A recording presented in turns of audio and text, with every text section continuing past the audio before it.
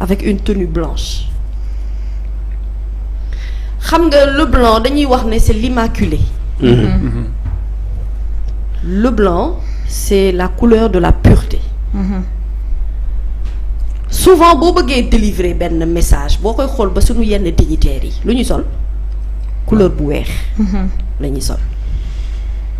Je ne suis pas en train de faire de la poésie, je parle de communication. En termes de communication, tout est important. Pose bi ngay toogee, mine bi ngay waxee, posture bi, les gestuels, tout parle quand on regarde une vidéo. Médecin. Donc, bañ a tiital ki feebar. Donc, oustaz, Ousmane Sonko réfléchit dans tout. Quand tu le vois communiquer, ak tonalité bi muy utiliser, d'habitude del xool Ousmane vidéo précédente son débit était beaucoup plus rapide. Mais dans cette vidéo-là, le débit est beaucoup plus lent. Parce que li muy bëgg indi mooy voie de contestation de fait maanaam dafa am loo xamante ne nii lu mu yaakaar na dina ko war a mën a dali donc foofu mooy degré d'anticipation bi nga xamante ne foofu la ci amee te ba ci biir forme bi ba tey tu me demandes est-ce que vidéo bi léegi la am njëriñ wala waroon na ko génnee bu yàgg bu ko génnee woon bu yàgg day dévoiler stratégie woon te dañ koy jiitu ci mbaram paaka nag boo bañee mu jiitu la ci sa mbarka li wolof njaay naan kuy yoot lu sëqat danga naan tepp éviter yu réet ndax bu nit ñi xamee fa nga jëm doo yegg il a décidé du moment bi nga xam ne foofu la war a commencer à dévoiler sa stratégie tuddee ko stratégie numéro 1 bu coïncider effectivement ak la décision finale du Conseil constitutionnel coïncider ci mu war a expliquer nit ñi li tax le choix de Bassirou Diomaye Faye mu lancé ko ci ay parrainage citoyen beaucoup se poser la question war a dellu si waat ci pourquoi ñu naan ndax dafa am candidat yu bari mu leeral ni waroon naa mën a doon benn wala mën naa nekk candidat yu bari ñenn jàpp ne Habib Sy ci la bokk ci ay candidat am Cheikh Tidiane Dièye ci la bokk ci ay candidat am il va plus loin leeral ni am na ñoo xamante ne sax naam ñoo bokkoon Yewwi Askan Wi respecté nañu charte bi dem nañu ci seen élection wu bopp mais ñooñu ay alliés lañu ba tey booy déglu ak di seetaan vidéo en politique buy communiquer tu décortiques tout de A à Z léegi ma ñëw ci fond bi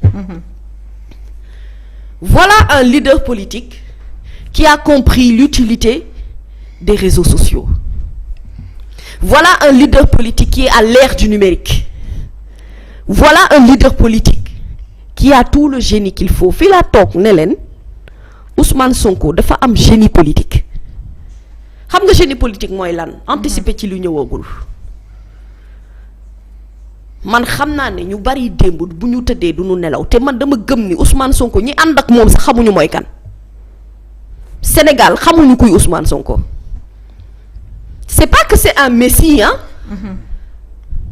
mais c'est que il a les bonnes informations et il a la bonne stratégie de communication il est hyper intelligent machallah intelligence mooy def nga xam ni yow ki nga ko siqal rawee nga ko lu bari nga wan ko ne yow yaa jiitu moom mu jaay la doole nga jaay ko xel nga jiital ko très bien waa nag damay laaj ndax kii nag wax dëgg yàlla boo ko xoolee est-ce que mën nga koo bañ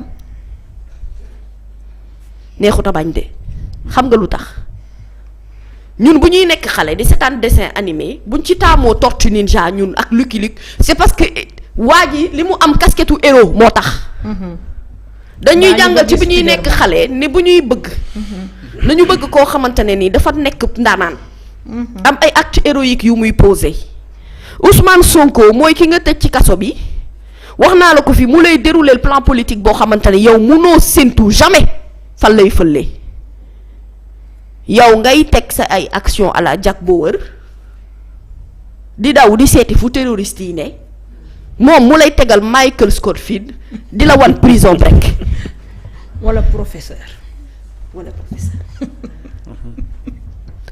un Michael Scofield boo xamante ne kaso bettu ko. jàngat bu njëkk bi loolu la Ousmane Sonko est hyper méga informé. Qui l'informe? Des gens qui sont très proches du pouvoir. Le président de la République Macky Sall, vous avez beaucoup à faire. Beaucoup. Kon nag yow ma wax la ne li nga foog du loolu bu dee da nga yaakaar ni yaa ngi tenir les cartes en main mu ngi lay wan ne jiitu naa la yow ci lu bari looy xalaat fooy waxee luy stratégie loo na ma def. Comment expliquer qu'au mois de juillet il n'était pas encore emprisonné, il avait des informations comme quoi ñu ngi koy waaj a tëj mu ne comme man dañ may waaj a tëj te xam naa ne bu ñu ma tëjee du ñu ma gaaw a génne tant que élection yi bokk jàllul ndax l'intérêt mooy que man Ousmane Sonko ma bañ a bokk kaay ma xamal la bu dee da nga yaakaar ne mbir mi man la nax nga sa bopp mbir mi du man mbir mi réew mi la mbir mi du man mbir mi projet bi la. Si moi je ne peux pas être porteur de projet nga yaakaar ne boo ma kale nga lépp boo ma kalee nag foofu laa gën a muusee parce que foofu laa gën a mën a ubbee ay pan yoo xam ne yow mënoo koo xalaat te mënoo koo calculer ci man. Qui savait que Ousmane Sonko avait des vidéos préenregistrées? Qui le savait? Ndax automatiquement moom joué na leen ñaari tour daf leen a fente bu njëkk. Kay ma wax la ndaanaan bi waa ji nekk waa ji bi mu nekkee kaso ñu njëkk a annoncé ne dafay communiquer. Qu'est-ce qui s'est passé? Le ministre de la Justice a sorti un communiqué pour dire Ousmane Sonko fan lay jaar ba communiquer mu ngi biir kaso. mu liggéeyloo ko dimanche. mu ngi biir kaso comment il va faire pour communiquer? xam nga mënoon na génne vidéo ci waxtu boobu. Il ne l'a pas fait, c'était pas le bon moment. Mais jur na jiixi jaaxa ci seen xel ba ñoom xamatuñu fu nu ne ñu jaxasoo ci saa si. mu ne leen finalement du man maay wax de je fais parler quelqu'un d'autre. Je fais parler Bassirou Diomaye Faye. Étant silencieux comme moi ci prison bi ma nekk ma wan leen ni ma nekkee ndaanaanu politique Ousmane Sonko a compris que ère bi ñu toll nii ci jamono ji ku communiqué wul yow la neex.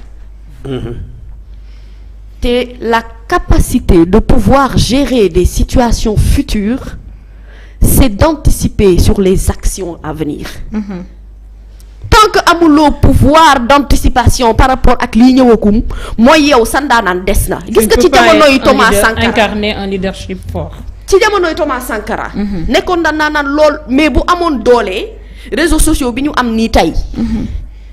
kon Thomas Sankara li ko dal du ko dal.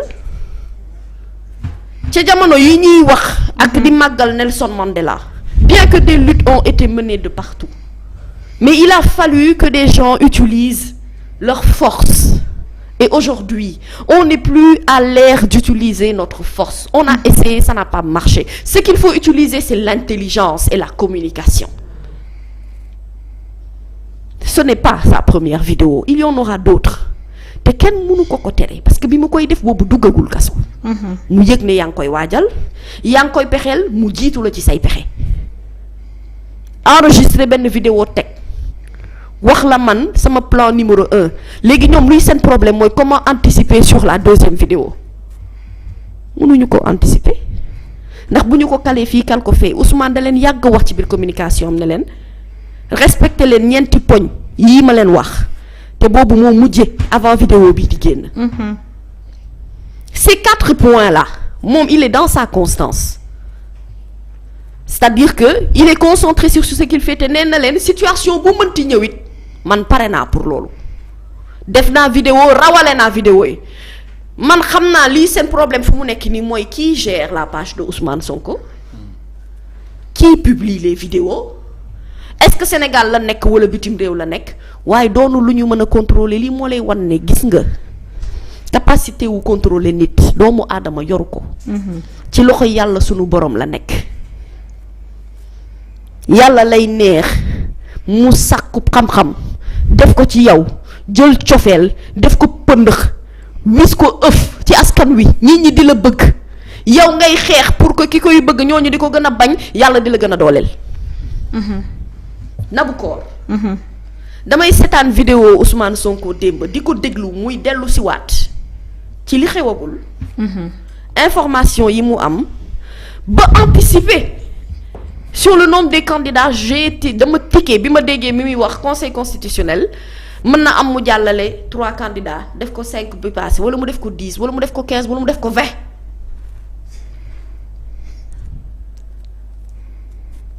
kii du nit. ndaandaan politique a ngi nii.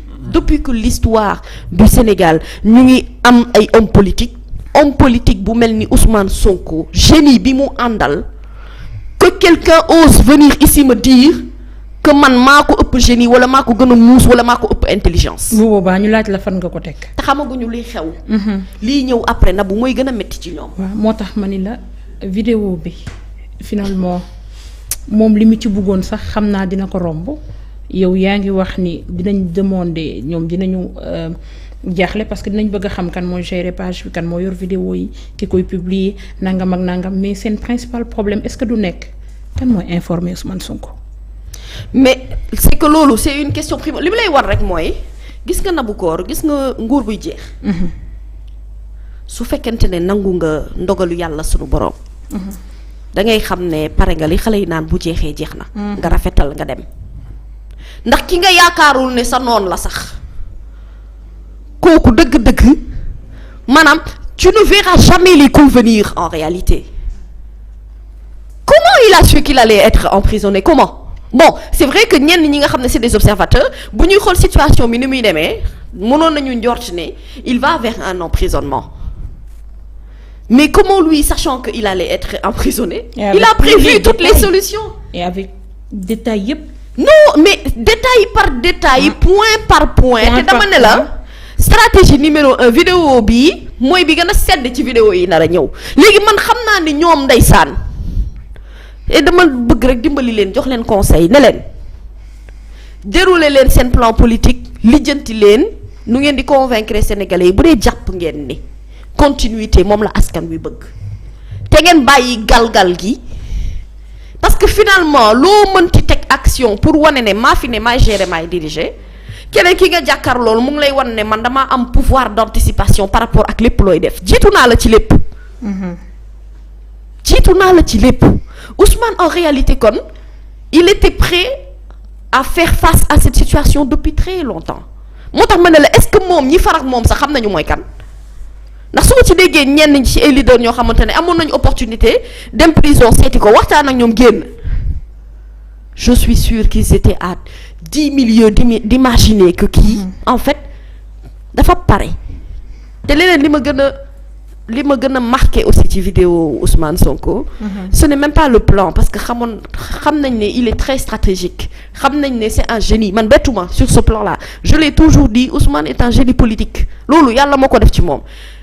Il a compris que aujourd'hui mën na def ay vidéos gardées même bu fekkente ne dañ ko garder au ñuuf il a la possibilité de continuer à maintenir le fil du dialogue parce que justement régime bi bokk na ci li ko daaneel mooy le fil du dialogue bi mu rompre ci diggante moom ak askanam moom il veut pas faire ça il est conscient que prison Cap Manuel bi mu nekk mu ngi continuer di nekk ndaanaan ci wàllum politique parce que li mu bëgg doxal lay doxal on l'a toujours dit il maintient aujourd'hui la situation politique du Sénégal entre ses mains et son électorat est toujours aussi fort acte yi muy gën a poser day tax nit ñi dañu koy gën a bëgg ndax nit ñi dañuy dem ba dañ koy idolâtrer finalement day dem ba day dootul nekkati nit damitu nit lay doon da lay jaaxal comment il fait pour anticiper sur plein de choses parce qu'il a les bonnes informations et au-delà d'avoir les bonnes informations il a la bonne stratégie politique mais ce qui est plus touchant Nabou Cor xam nga mooy lan. mooy lan.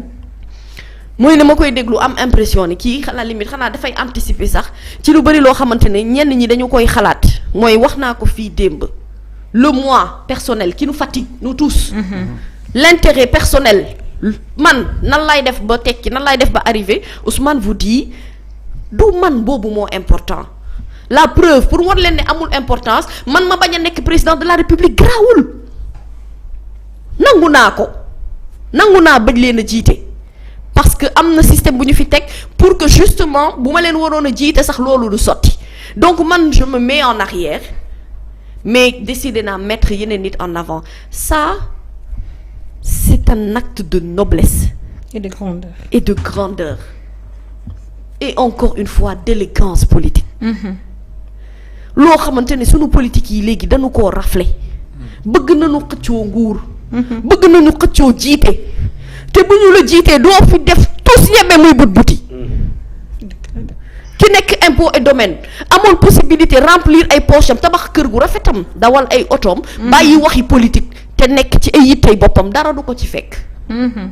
il ne l'a pas fait il s'est sacrifié bi muy nekk foofu ba jural ko nag ay noon ndax coow li ci foofu la tàmbalee ci mbiri Ousmane Sonko dugg ci géewum politique mu daj ci lu ne il a subi beaucoup de violence procès yu dul jeex topp ci barricade këram topp ci emprisonné ko tëj ko topp ci mu indi stratégie de grève de faim kii du nit nag wax dëgg yàlla ñu naan moom ndax moom grève de faim bi dina ci jóg wala du jóg il se relève il demande à ce que ñu delloo ko prison mu dem Cap Manuel toog fa li raw prison break lii scénario film bu dawagul la. déedéet mu nekk scénariste bi engagé leen di leen joué loo te du leen fay 1 franc. te ba du acteurs yi feeñaguñu. am na acteurs yi mujjee.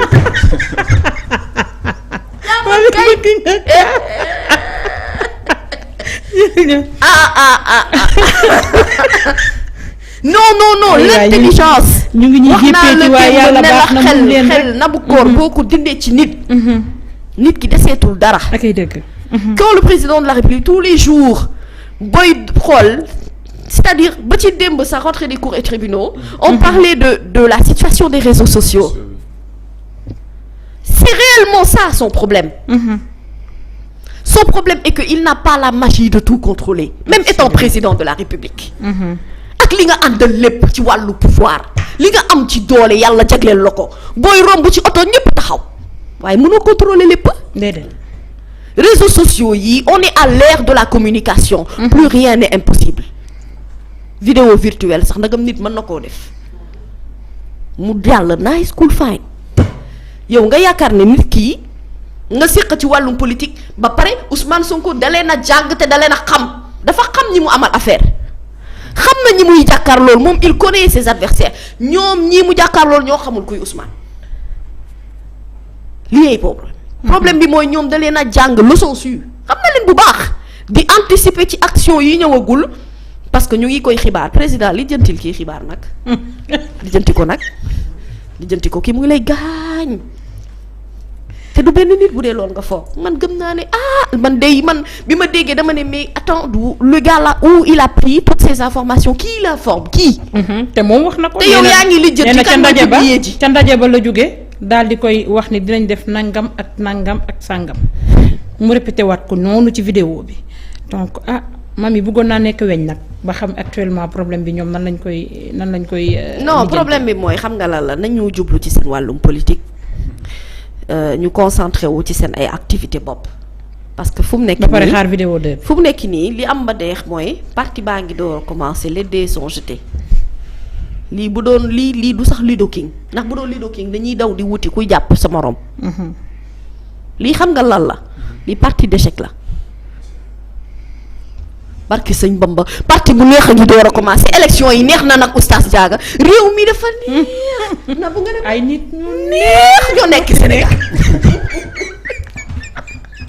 Aïcha Ndiaye yàq nga suñu émission. barki alxuraan non ndaanaan da nga koy mat dëgg te gis nga lii du ay question de fan Ousmane Sonko ça n'a absolument rien à voir on parle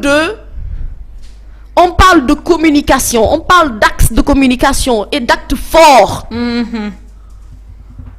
c'est-à-dire que nit ki yow Ousmane mooy nit koo xam ne oustaz Diaga bul ko sax bëgg bul ko bëgg amul problème mais wallahi azim boo wéeteeg sa bopp di nga ne non kii nag dëgg-dëgg bañ naa ko torop waaye ndaanaan la. bul ko bëgg waaye nangul. waaw da koy nangul par force.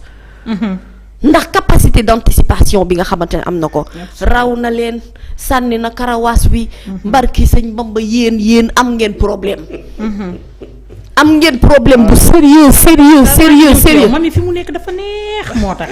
dafa neex. non Sénégal dafa neex yow na bu ngeen Sénégal ay nit ñu neex ñoo fi nekk.